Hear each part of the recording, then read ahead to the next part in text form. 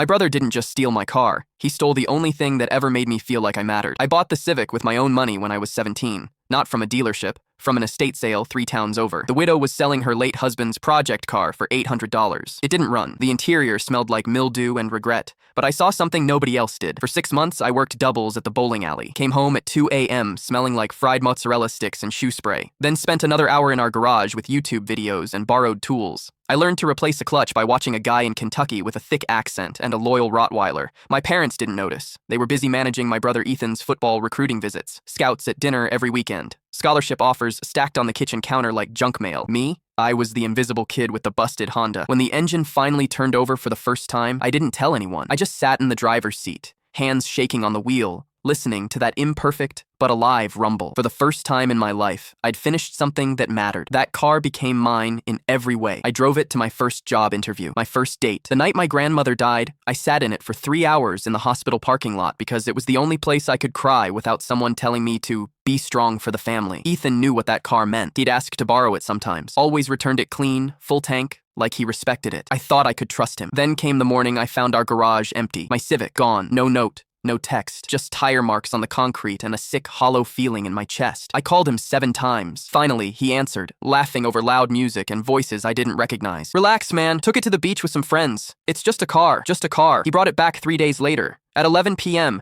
driven by someone else because Ethan was too drunk to walk straight. The passenger door was dented. The interior reeked of weed and spilled beer. The check engine light glowed like an accusation. When I popped the hood, I saw it. He'd blown the head gasket, driven it hard, overheated it, destroyed it. Months of work. Every paycheck I'd saved, every YouTube tutorial I'd memorized, gone. Dude, chill out, Ethan slurred. I'll help you fix it tomorrow. He never did. Our parents took his side. It's just a car. You can get another one. Ethan's under a lot of pressure with football, so I fixed it myself. Again, sold my laptop, my guitar, anything with value. Spent 8 months rebuilding it in silence while Ethan signed his Division I scholarship and became the family hero. Last month, I took that Civic to a local car meet, not to show off, just to exist around people who understood that a car could mean more than transportation. Engines humming, chrome catching sunlight, people who got it. Then I saw him, Ethan, walking toward me through the parking lot. His football career ended sophomore year. Torn ACL, poor grades, attitude problems, no scholarship, no glory, just a regular guy working at a tire shop, trying to figure out what went wrong. He stared at the Civic, clean, purring, alive. You really fixed it, he said quietly. I nodded. His voice cracked. Can I take it for a drive, just once? For old time's sake? I looked at him. My brother, the golden child who became a cautionary tale, and I said calmly, without anger, no. I started the engine. That imperfect but beautiful rumble filled the air between us. As I drove away,